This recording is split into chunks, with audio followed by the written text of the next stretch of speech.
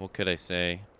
I do think overall, I think it's an improvement on 2013. I'm actually kind of surprised how much they were able to improve the game in just 2 years, really. It's not even 2 years, really, if you think about it, because it's not like they actually had 2 years of development time because of releasing and distribution and all that stuff. So they added onto the foundation of the 2013 game pretty heavily, I would say. Like the crypts were, or the tombs were, I think they were a massive overhaul of what they were in 2013. Like they actually felt like rooms where in 2013 they just felt like small places, like very simple small places. This one they felt a little bit more elaborate. I thought that was pretty good. I thought the UI in the menu when you're leveling up your stuff, I thought that was better as well. I thought it was a little bit more clunkier in the last game.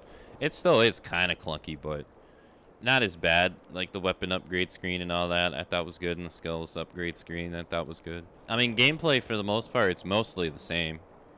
It's not really that different. You just got more things to use, really. Oh, no crouch, right?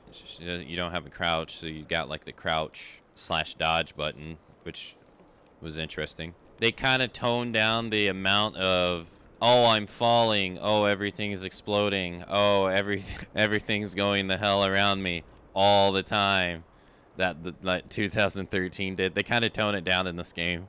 Like they still got their moments where like stuff's blowing up and you're falling down, but it's not like nowhere near as prevalent or kind of ridiculous as it was in that game. That game, it was kind of utterly ridiculous.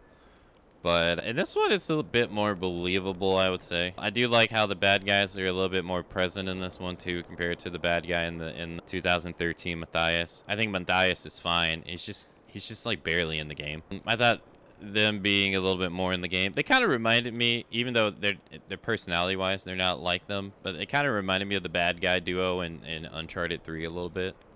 Even though just like I said, personality wise they're not really the same. It just kind of reminded me of the same dynamic. Although the only thing that was I was kind of confused about really was, I mean, I get that she was like on an adventure to try to discover things that her dad was trying to discover, so she has like that emotional attachment to it to keep going. But you don't really discover anything storyline wise, I'd say, until like 75% of the game's done. Which like I think you get like 10%, 15% into the game, and it presents the question of like the prophet and everything, and then you don't get answers about the prophet until there's like 25% of the game left. I feel like that's a long time to wait to get answers. Like everything in the middle is just kind of helping the rebels really defend their area and stuff like that. I was surprised it took so long to really get like answers with Jacob and stuff, but I thought it was all fine. Like once we got answers, and everything, I didn't think it was bad. I just thought I was surprised it took so long. Oh, and speaking of long, compared to the first game, this game is way longer too. It's like 2 times or 3 times this long. There's a lot of stuff to do in this. I would say. I can definitely see why people have said that this is their favorite one out of the 3 so far. I can see it. It definitely seems like what usually ends up happening with series where, granted, I haven't played the last one yet, so I don't know. But seeing as I've seen a lot of people say that this is their favorite one, it definitely seems like the whole, like, the first game comes out, it's okay. And then the second game builds very heavily upon the first game and then it, like, knocks it out of the park, right? It seems to be like what's going on here. And then the third game kind of is like more of the same. Usually what ends up happening compared to the second game.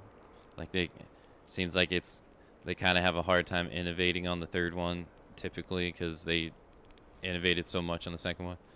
Usually what ends up happening, but they innovated a lot in this game compared from the first game, I would say. I think it's pretty surprising. So I thought it was pretty good. Oh, also surprising for how much people praised this game and said it was their favorite. It was surprising how much the enemies T-posed, which was funny. It was the enemies or random NPCs would just sit there and T-pose. We've had multiple times where the enemies would just sit there and T-pose when they're supposed to be attacking you and doing nothing.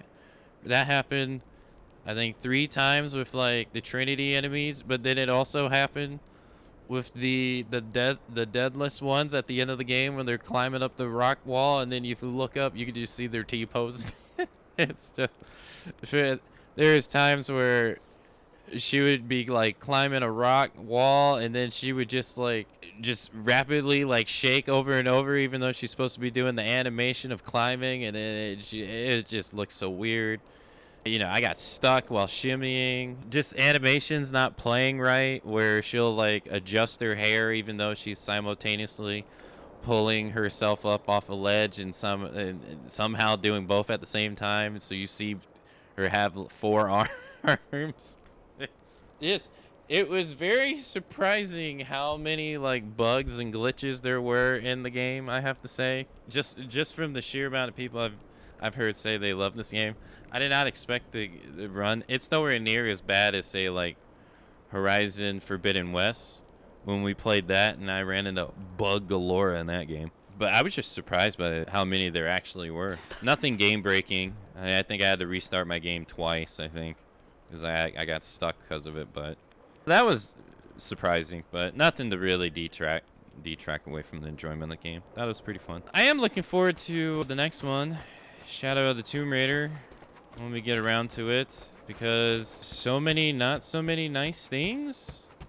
Now, I never really heard anyone say like the game sucks, but I've always kind of heard people say I don't enjoy the game as much as this one. So curious to see what that's like, because I would say the same thing, like say in the Uncharted series, I would say the same thing. Like I don't enjoy the third game as much as the first and the second one. The Sly Cooper is the same. Like I don't enjoy the third one as much as the first and second one either. So it does seem like nailing like a trilogy is very difficult. It seems like it's a pretty hard thing to do. So look forward to seeing how that pans out. But this was good. This was a pretty good game.